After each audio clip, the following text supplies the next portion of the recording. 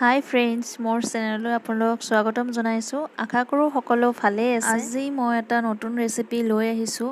ৰেচিপিটো হৈছে ঔটেঙাৰে মাছৰ আঞ্জা। হয়তো বহুতে খাই পাইছে আৰু যিসকলে খাই পোৱা নাই সেইসকলৰ কাৰণে সহজ হ'ব। এয়া মই এটা ঔটেঙা লৈছোঁ। ঔটেঙাটো এনেদৰে মই কাটি লৈছোঁ। কাটি পেলাই ভালদৰে মাজৰ অংশটো গুচাই লৈছোঁ আৰু ঔটেঙাৰ ছাইডৰ যিখিনি পাতল অংশ সেইখিনিও মই গুচাই লৈছোঁ। একচুৱেলি মই মায়ে গুচাই দিছে, এইটো মই গুচোৱা নাই। মই যিহেতুকে ঔটেঙাটো বিজলুৱা হয় সেইকাৰণে মই কাটিব ভয় কাৰণে মাক কাটিব দিছিলোঁ। মায়ে এনেদৰে কাটি দিলে। ঔটেঙাটো মই ধুই পেলাই কাটিছোঁ, তথাপিও আৰু এবাৰ ধুই দিলোঁ কাৰণ বিজলটো লাগি থাকে।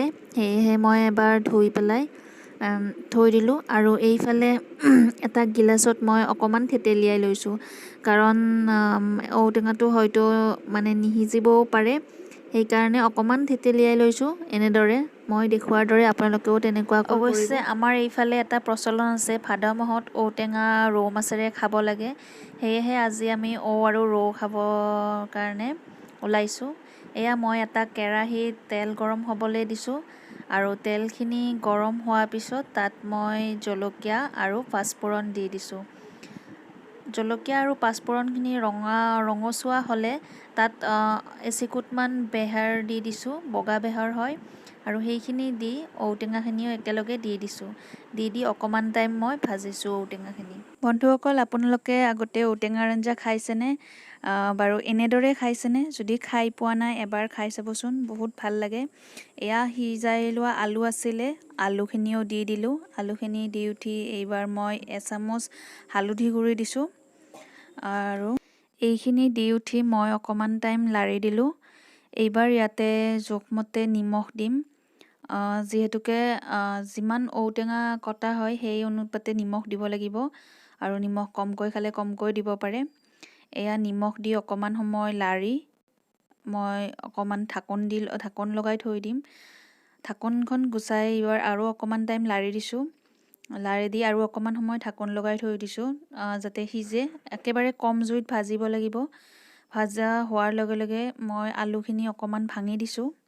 ভাঙি দি এইবাৰ অকণমান পানী দি বাকীখিনি সিজাব দিম। অকণমান পানী দিব লাগিব প্ৰথম অৱস্থাত। পানীখিনি দি উঠি অকণমান সময় লাৰি আৰু অকণমান টাইম ঢাকন লগাই থৈ দিম। অকণমান উতল অহালৈ আমি ঢাকন লগাই থৈ দিলোঁ। নেক্সট এইবাৰ ঢাকনখন গুচাই উতল অহাৰ পিছত ঢাকনখন গুচাই চালোঁ। এয়া অকণমান সিজিছে আৰু এই জোলকণ হ'বলৈ বেছি টাইম নালাগিব। এয়া সিজিছে। অকণমান আলুখিনি ভাঙি দিয়া হ'ল। যিহেতুকে টেঙাৰ আঞ্জা হয়, বহুত পনীয়া হয়, সেইকাৰণে আলু দিয়া হৈছে আৰু আলুখিনি ভাঙি দিলে অকণমান গটা হয়। এইখিনিয়ে অকণমান সিজাৰ কাৰণে ভাঙি দিয়া হৈছে আৰু এইবাৰ ভালদৰে পানী দিয়া হৈছে। যিমান লাগে জোল সেইখিনি অনুপাতে পানী দিয়া হৈছে। পানীখিনি দিয়াৰ পিছত এইবাৰ জুইটো বঢ়াই দি আৰু অকণমান উতলিব দিয়া হ'ল আৰু উতলাৰ পিছত এতিয়া মই মাছখিনি দি দিলোঁ। এয়াই হৈছে ঔৰে ৰৌ মাছ, ঔ দিয়া ৰৌ মাছ।